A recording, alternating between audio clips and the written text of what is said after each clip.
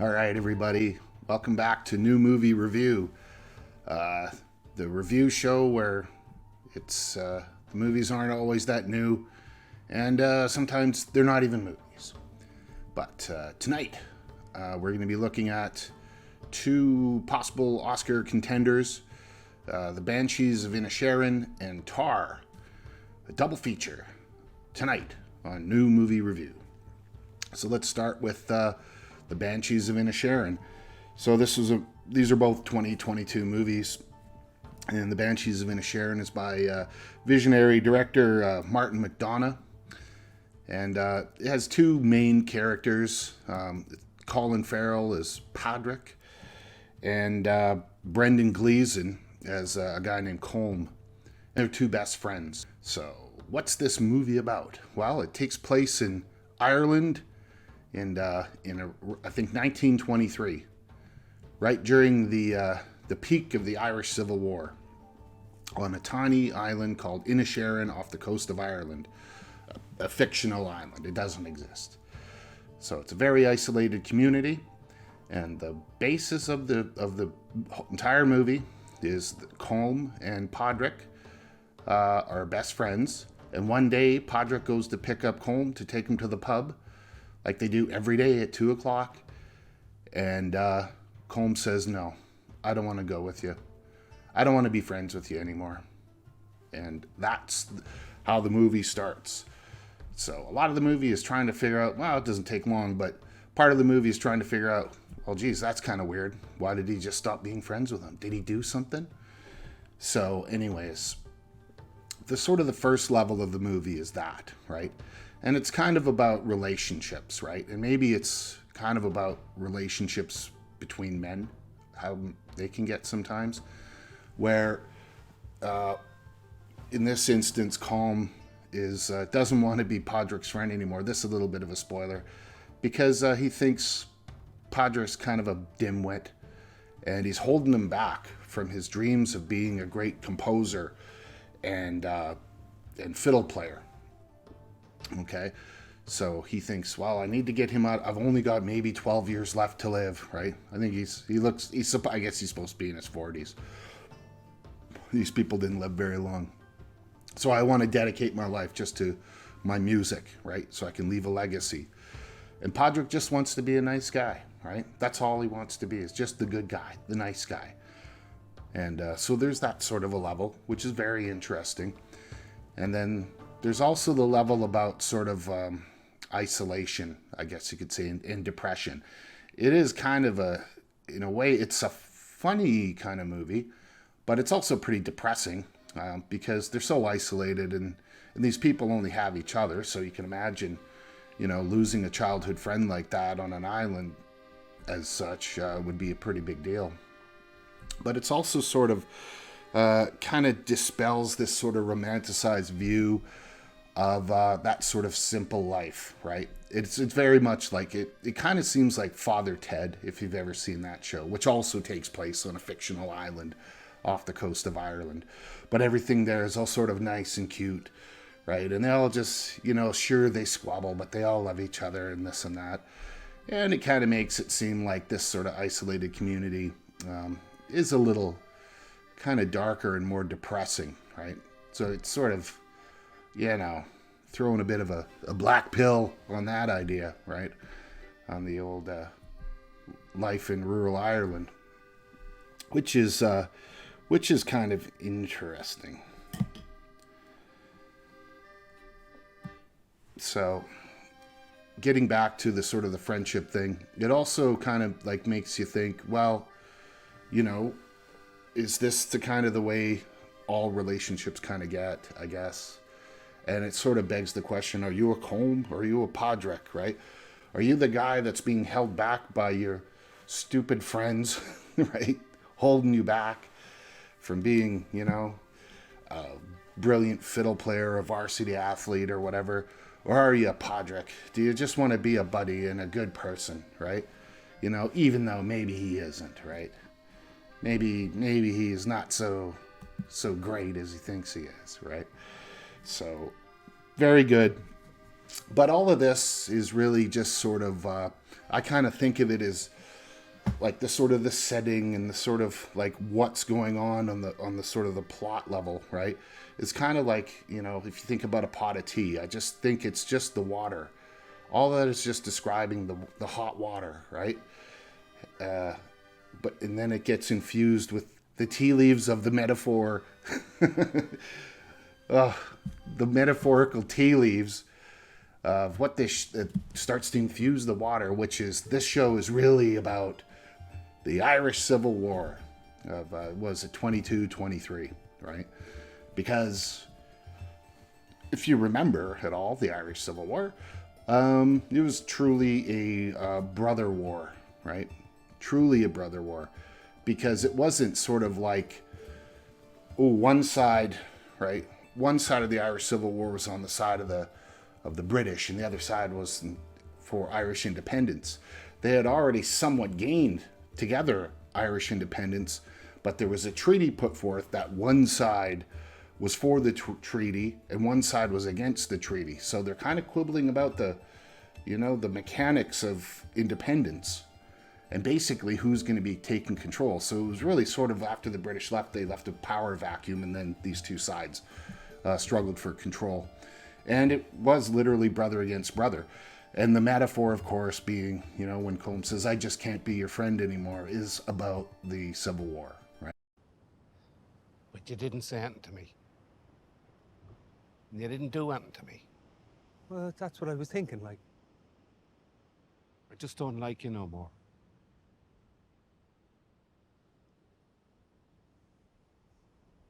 And so one day, you know, your neighbor's your friend, and the next day, he's your enemy, right? And he might shoot you or sell you out, right? So that's what it's all about.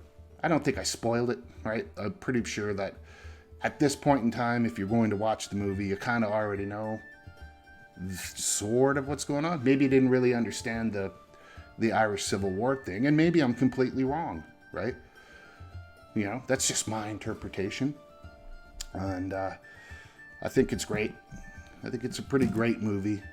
It's slow. It's kind of slow, and it's kind of depressing, but I think it's a good, interesting story. Oscar worthy? Sure, why not? You know, what isn't these days? Is there anything else I wanted to bring up on that? There always is. No. Oh, yeah, there was one other thing.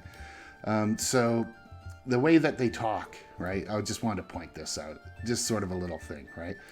So they talk in this accent, and I'm not going to do it, but it's basically English with a little bit of an Irish brogue on it. And they say feckin' this and feckin' that and feckin', right? But you can totally understand it. Now I'm going to play a little clip of a rural Irish accent that's very modern, right? And then you listen to that, and then you think, holy moly, what would this accent sound like in the 1920s? Was about night, there'd be a full moon there about night, and it'd be bright out, and there could anyone go up in the mountains about night, sure. Well, there was 45 sheep missing, like, in the lambs and everything, and the sheep just count out a nice bit of money, like. To be done about it, nothing.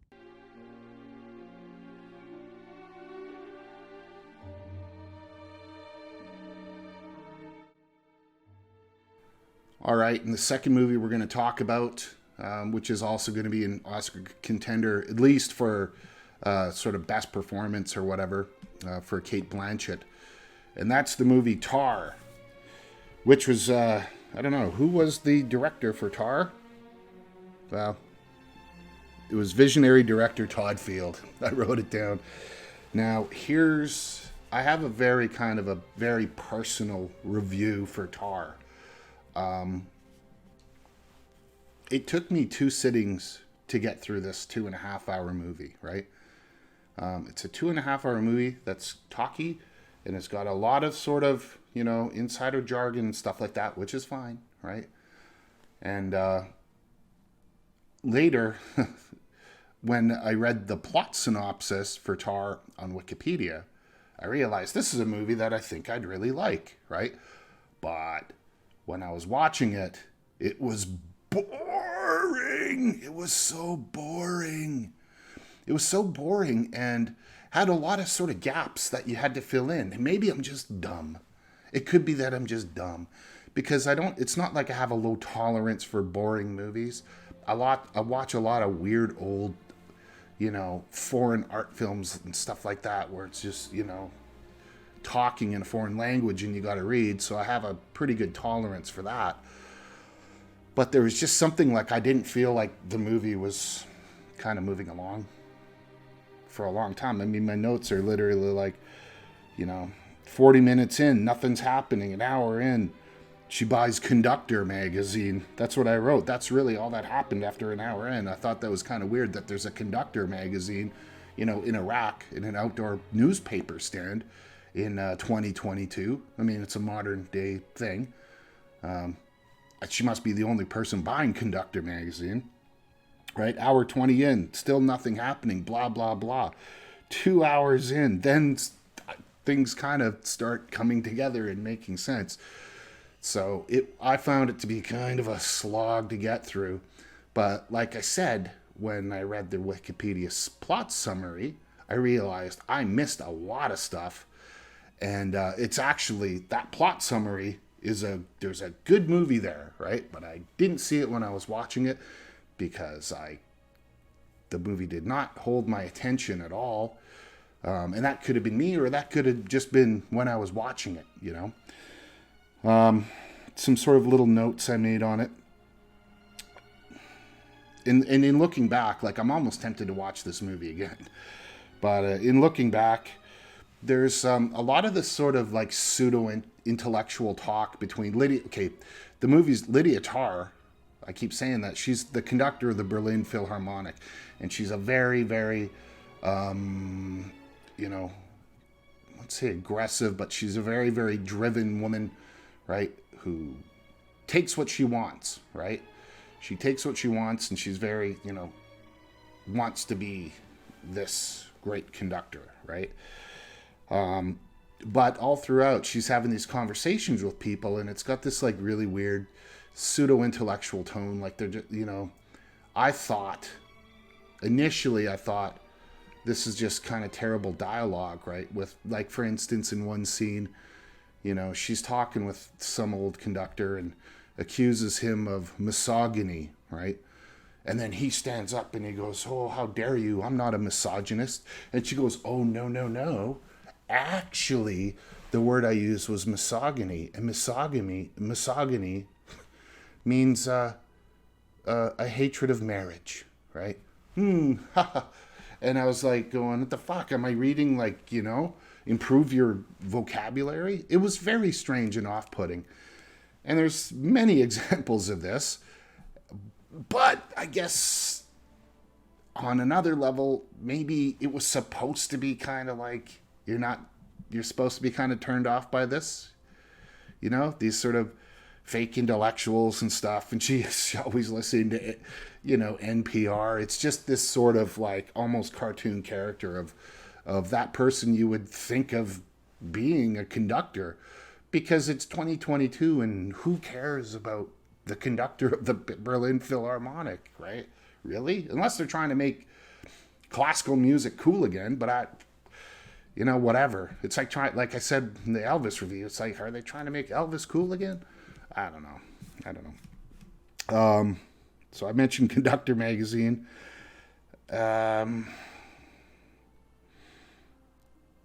She was very smug and very controlling. And so I'll say what happens now. Like when I read the plot summary, right? And then I realized what was going on, because I kind of sort of understood what was going at the 2-hour mark, but it ends really weird. I mean, I think I'm almost going to spoil the ending at the end of this video, because it is very weird, right? But what the movie really is about is this Lydia Tar, real name Linda Tar, so she's kind of like a fake to begin with, right? She's Linda Tar from South Boston, right? And she's like kind of like a female Harvey Weinstein. So she conducts all these sort of watch what you say, transactional sexual relationships with other women. She's a lesbian, right? So she can have them sexually, I guess. But they would also get something else. So, for instance, she's married to this woman who, surprise, surprise, ends up being the first chair of the violins in the Philharmonic, which I learned is basically the second place conductor, kind of like it's the conductor's foreman. It's the second in charge kind of thing, right? That's a little strange. There's also, but the main thing is there was an accordion player, of all people. An accordion player that she's accused of having this transactional relationship with, and promised to make her conductor or something like this, and then ghosted her and went with another woman, and this person committed suicide. And there's this big sort of a Me Too thing happening now with Lydia Tar, which I thought was also bizarre. Just in a way. It's weird when you see young people protesting Lydia Tar outside an unknown lawyer's office in New York. She doesn't live in New York. She lives in Berlin, right? How they even knew the date of that deposition that she was going to is beyond me. And why there would be all these people physically protesting the conductor of the Berlin Philharmonic, I don't know. I guess it's possible, right? So she kind of got Me Too'd, right? Because they thought, well, she had sex with this accordion player, promised her to was going to make her into a conductor, and then ditched her, and then she killed herself. So there she goes. She's on the ropes, right? She doesn't make anything better when she basically, I don't want to use the word grooming. I mean, these are all adults, but basically kind of starts it again, right? With a cello player, right? Making her an assistant and advancing her career while still having this kind of sexual relationship with her. It's not really clear how that pans out, but it doesn't really matter anyways. And then, so anyways, it's all of that, right? Now that sounds like kind of an interesting sort of take on it, right? There's also, I think it's, it takes a kind of a shot at, the current state of wokeness, I guess you could say. There's a pretty famous scene where she's teaching a class in the Juilliard School, and she's having this kind of, loose debate with this guy, talking about different things, and he brings up the fact that he doesn't like Bach, right? I mean, I don't know how you can get into classical music and not like Bach, but whatever. Not because his music was bad, but because he was, an old white guy, really old, literally a couple hundred years, an old white guy with 20 kids who went to church, right? And he thought that was very triggering, but he was, sitting near her and he's exhibiting kind of nervousness and this and that. And I guess Tar wasn't immediately sort of agreeing with him or comforting him or whatever, and was kind of challenging his sort of notions on these things and how they really shouldn't matter if your goal is just to be a conductor or a composer or whatever. Oh, well, then you must be a Negro product exploited by the Jews. Now let's turn our gaze back to the piano bench up there to a super hot young woman. That's very good. Now, you can masturbate, but what are you actually doing to me? And then that goes viral, and all of a sudden, oh, Lydia Tar, she's done it again. She's a bad person, and she's getting canceled on Twitter. Now, actually, that kind of sounds like a bad movie, but so when I read the synopsis, I thought, this is actually a movie that I could like, right? Because, I'm an old person. I'm like an old person who might be, because the characters are sort of like my age. It's sort of like something that I think was targeted to like either people my age or older kind of thing. People who actually listen to NPR and whatever else, right? Old people, right? But man, I did not get what was going on. And then I kind of realized like this whole thing about the Me Too thing with the accordion player. This is the thing. It's revealed in a series of emails and dream sequences. And the emails would just sort of pop on the screen. And, you know, you'd see them and you'd have to read them really quick. And then you'd maybe kind of start to understand what's going on. And the dream sequences were like 5 seconds long and were cryptic, weird dream sequences. I didn't get it. I didn't understand the gravity of the issue. And actually looking back, I still don't get it, right? I honestly don't think Lydia Tarr did anything wrong. And maybe that was the whole point of it, right? Maybe she was a completely horrible person and I'm mentally out of it and I'm not picking up on that, right? Maybe I've got that dark triad personality that someone like Cate Blanchett and Lydia Tarr have. I really don't know. I don't know. So like I said, it's one of those movies I feel like people are going to say was great, but they never really watched it, right? Or they watched it and then they're pretending they understood it or something. You know what I mean? Right? You got to see it for yourself. My fridge is humming. But, so that's Tar. I say go watch the Banshees of Inisherin. That one's good.